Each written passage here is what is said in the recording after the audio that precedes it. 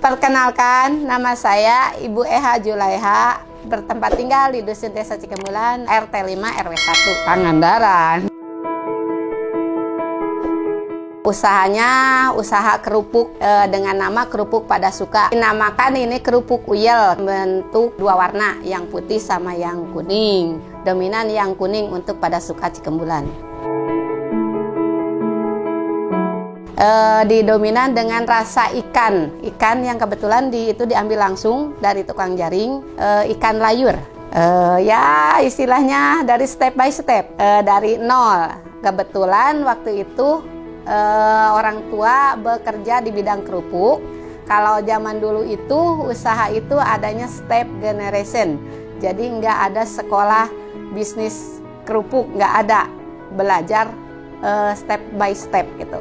Kebetulan orang tua saya istilahnya kalau zaman sekarang dibilangnya direkturnya ya, pemilik usaha. Saya cuma pembelajaran dari orang tua, istilahnya melihat, bukan pembelajaran diajarkan, oh ini begini, enggak. Melihat orang tua, sepak terjang orang tua, seperti itu aja.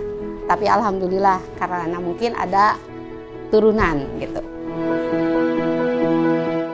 Modal pertama yang diberikan orang tua itu cuma sekitaran 20 juta kalau diuangkan. Cuma waktu itu kan dikasih cuma satu mesin cetak yang manual, kalau itu mah tradisional, sama alat-alat ya sekitar 20 jutaan lah. Setelah tamat SMA, saya disuruh orang tua buka usaha. Kalau zaman sekarang dibilangnya cabang mungkin. Saya mencoba, dengan kebetulan suami saya adalah karyawannya dari orang tua saya.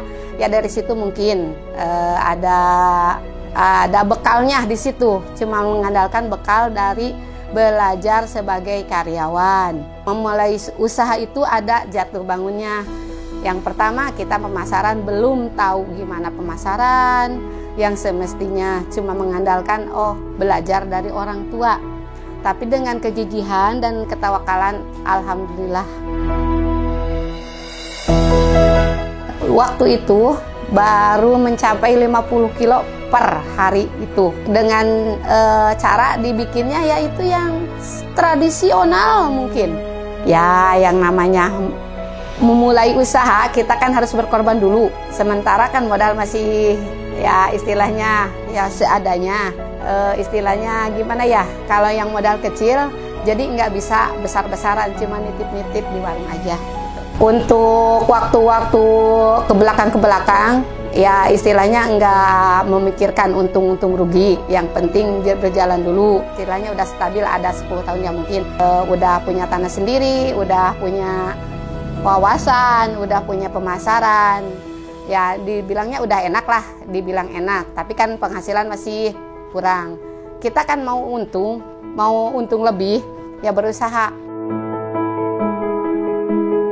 Tapi meskipun begitu, pasti ada yang kendalanya. Yang menjadi kendalanya yaitu, umpamanya kita maju usaha, ada orang yang jahil lah, yang itulah, yang nggak habis, tapi hampir istilahnya nggak punya kendali, karena kita nggak menggunakan manajemen kayak sekarang gitu. Dulu itu asalkan bisa menambah omset berarti untung. Nggak tahu orang gimana, mungkin orang kan ada yang iri. Disitulah kita harus hati-hati kalau mau usaha itu, jangan terlalu percaya sama orang. Udah dialami sama saya sendiri, kita percaya orang kan nggak sama, mengalami kerugian.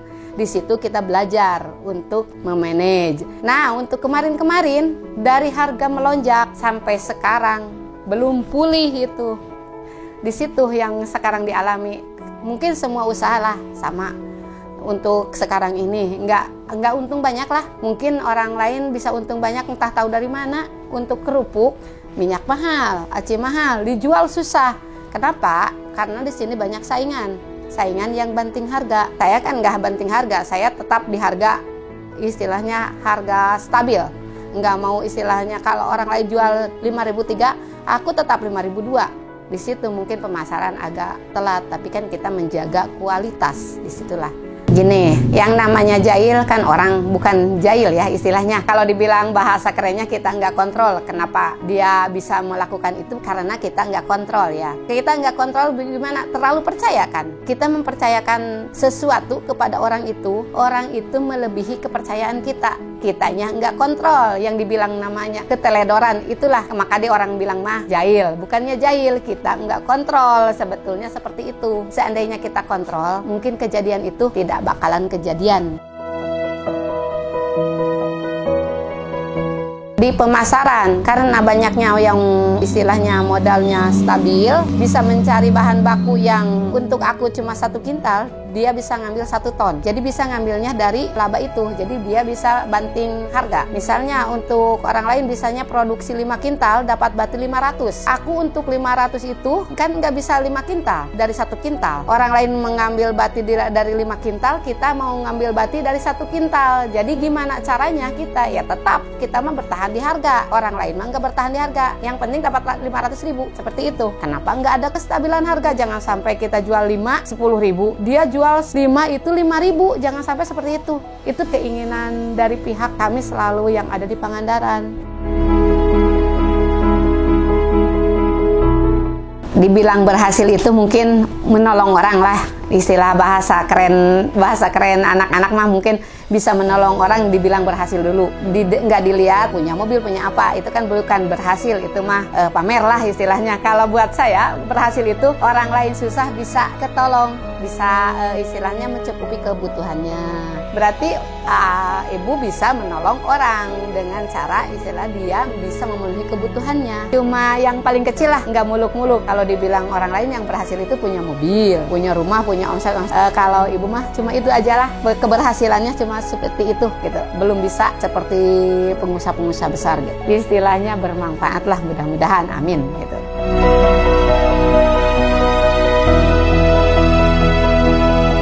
Kalau babangginya biasanya digunakan untuk seblak kering. Kalau seblak kering itu yang dikasih bumbu ya. Kalau untuk seblak basah biasanya dicampur-campur buat campuran aja. Kalau yang itu mah yang biasa umum mah untuk digoreng dijual lagi, seperti itu. Biasa pabrik-pabrik itu.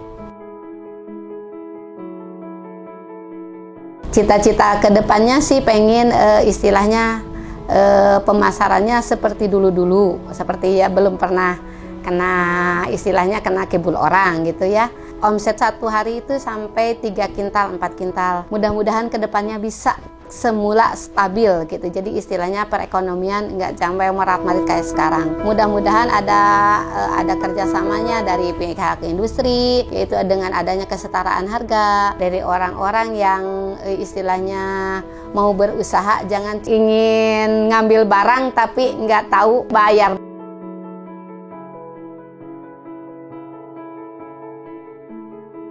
Kita jangan terlalu percaya sama orang, kita nggak punya skill. Kalau mau terjun usaha itu, kitanya harus punya skill. Kita percaya sama orang, tapi kita juga punya kemampuan. Jangan kita mempercayakan sesuatu yang kita nggak mampu. Kita pasti dibohongin sepertinya. Kita percaya orang itu punya kemampuan, tapi kita nggak punya kemampuan. Pasti orang ada lah istilahnya, sedikit banyak orang pasti minterin ada. Yang menjadikan jatuh usaha itu, kita terlalu percaya kepada orang lainnya tidak bisa dipercaya. Paling mungkin itu titip pesan dari saya, itu bukan hal yang baru-baru.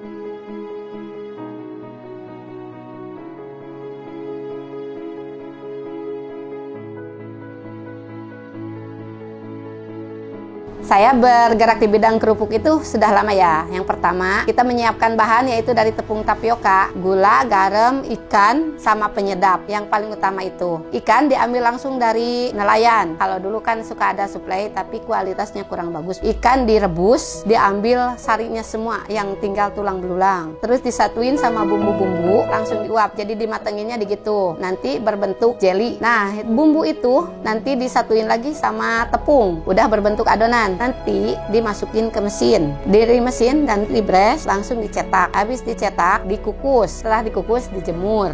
Untuk penjemuran habis dicetak itu, buat ngegoreng lagi, nanti dikeringin lagi yang pakai oven, digoreng, dikemas, dipasarkan. Seperti itulah secara garis besarnya.